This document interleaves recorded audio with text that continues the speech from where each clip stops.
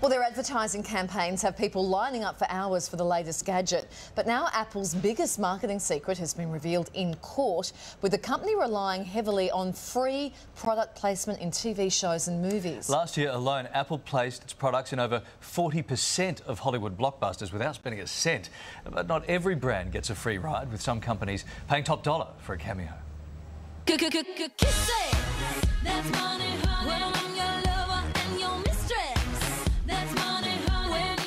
It's the big brand launching an advertising stealth attack. What next? Ms. Woods? Don't you need to have evidence? For years, Apple has capitalised on its cool factor with free product placement. 2 hours, 2 manila envelopes, and countless emails later.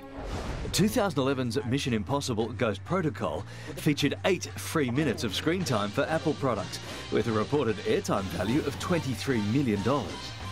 No, I'm not. No, I won't. I will not open that door. Please, go to the extraction point, Ethan. I know what this means, but I can't. I'm not authorised.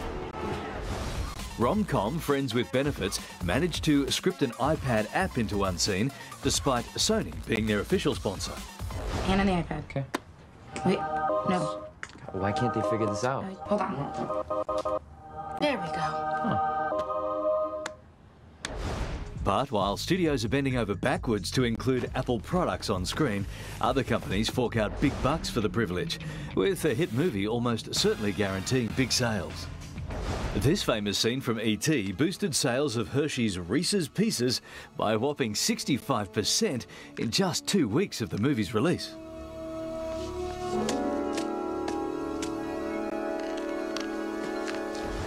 While Mini Cooper enjoyed a 22% increase in sales after appearing in 2003's The Italian Job.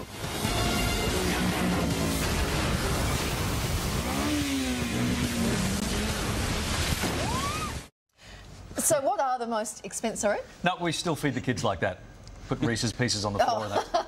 So what are the most expensive product placements of all time? Joining us in the studio with more is marketing expert Matthew Bywater from 4Promote. G'day, Matthew. Hello. How does Apple get it for free when the other people have to fork out big bucks? Well, they have a great product, and there's probably 2 main reasons why they always get this for free. They have a fantastic product. They have a very unique product. And you often see, particularly in the PC world or the computer world, is that you've got PCs, so you've got all these brands of PCs, and Mac have been able to say, look, you've got PCs or you've got Mac. So if you want to be different, you want to be special, go to Mac. The other thing is that Steve Jobs recognised a long time ago that product placements in movies were going to be really important. So they actually put someone on who specifically does this. So they're not paying for these sponsorships, all these placements, but they're actually got someone who's dedicated to actually giving all this stuff into the right type of movies and TV shows. Yeah, but in the casting, it's just as important as casting a big star, isn't it? Because you want a cool star everyone can, agree with or understand, and it's like having the technology the same that everyone's got. Let's talk some figures. How much would this equate to in free advertising if it's a big movie? Huge movie. Okay, one of the biggest ones that we've seen we've actually been able to measure was actually Mission Impossible Ghost Protocol. A lot of industry experts believe it got about $24, maybe $25 million in actual brand awareness for Apple just from that one movie. So that was probably one of the biggest one-off ones that we've been able to measure.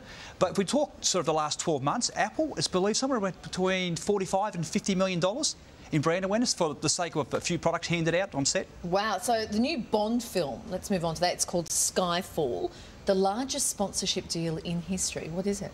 Yeah, it's huge. We're talking about roughly around $45 million, which is more than double the largest ever one, which was Minority Report, which is about $20 million.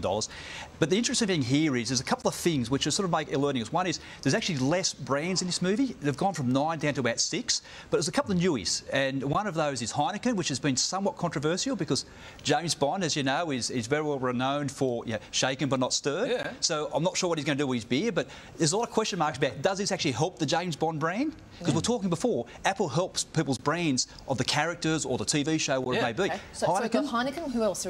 Coke Zero, new one again. Now, once again, I question it. I mean, we're talking about a badass spy drinking Coke Zero. I mean, he can drink the real stuff. He can afford it, right? Right. So I'm not sure if that actually fits. But Omega's back on, Aston Martin's back on, and there's going to be some Chinese tech firms, which we're not exactly sure who they are just yet, but we're going to see some new ones in the show. On this show? I don't think we have. The previous record, Steven Spielberg's movie Minority Report. bought? What was that? It was about $20 million. Right. So, and that was probably very well done as far as it had a lot of product placements. It was huge.